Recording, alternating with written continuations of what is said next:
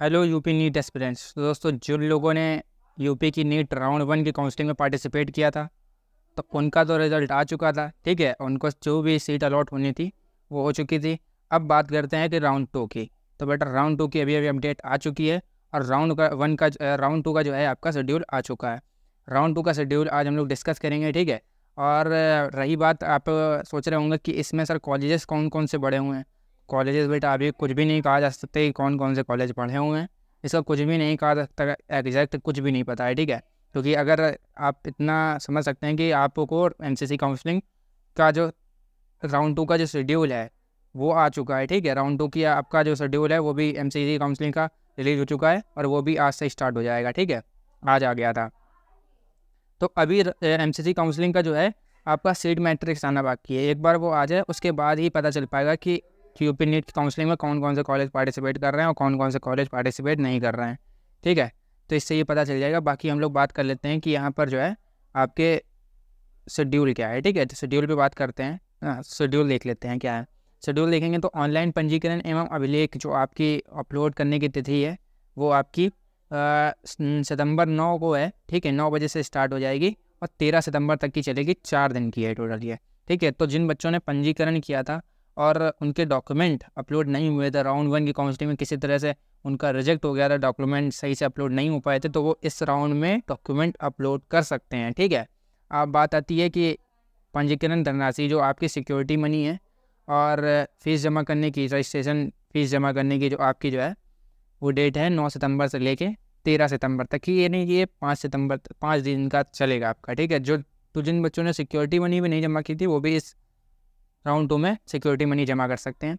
और merit list कब आपकी आएगी? 14 सितंबर को आपकी मेरिट लिस्ट आ जाएगी। ऑनलाइन चॉइस फिलिंग की तिथि जो है आपकी 14 सितंबर से लेकर के 18 सितंबर तक की है।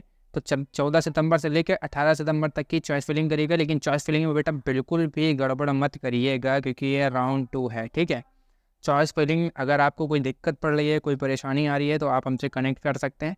हम आपको बता देंगे कि चॉइस फिलिंग क्या है, कैसे करनी है। लेकिन चॉइस फिलिंग में गलती मत करिएगा। राउंड 2 है ये आपके पास, ये समझ लीजिए आखिरी मौका है। राउंड 3 में बहुत ज़्यादा मुश्किल हो जाता है कॉलेज मिलना। ठीक है, तो राउंड 2 है, आराम से चॉइस फिलिंग करिएगा। ठीक है, अब जो सीट आवंटन का परिणाम है यानी कि जो आपका रिजल्ट है वो रिजल्ट आपका 19 तारीख को आ जाएगा। और आवंटन जो आपका अलॉटमेंट लेटर है, अलॉटमेंट लेटर आप डाउनलोड कर सकते हैं 20 सितंबर से लेके 25 सितंबर तक की, यानी कि 6 दिन का ये भी चलेगा। ठीक है, तो आगे देख लेते हैं। यूपी नीट के शासनानुसार रोस्टर में निहित निर्देशन अभ्यर्थी अपनी अर्हता का आंकलन स्वयं करें।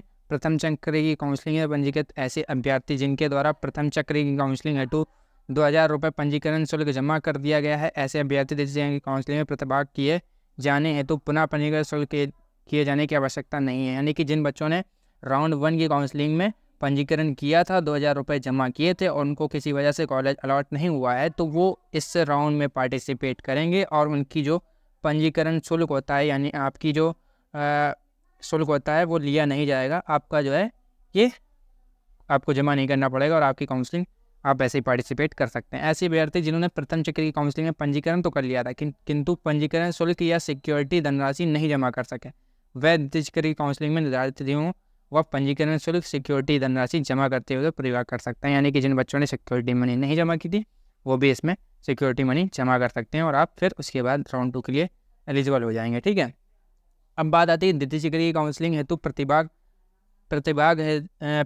करने वाले अभ्यर्थी जिन्होंने प्रथम चक्र काउंसलिंग में पंजीकरण नहीं कराया था, ऐसे अभ्यर्थी द्वारा वेबसाइट यूपी नीट ऑनलाइन पंजीकरण शुल्क 2,000 रुपये जमा करने का अनिवार्य है। यानी कि जिन्होंने राउंड 1 की काउंसलिंग में पार्टिसिपेट नहीं किया था और राउंड 2 की काउंसलिंग में पार्टिसिपेट तो करेंगे, लेकिन उनको 2,000 रुपये पंजीकरण शुल्क देना अनिवार्य होगा। ठीक है, ये सारे रूल्स एंड रेगुलेशन है, इसको बेटा अच्छे से पढ़ लीजिएगा, पढ़ने के बाद ही करिएगा। ठीक है, यहाँ इंग्लिश में देख लीजिए, ये इंग्लिश में पूरा दिया हुआ है।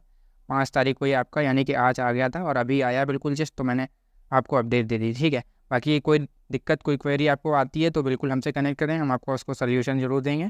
ठीक है, मिलते हैं किसी और नेक्स्ट वीडियो में, तब तक के लिए बाय बाय।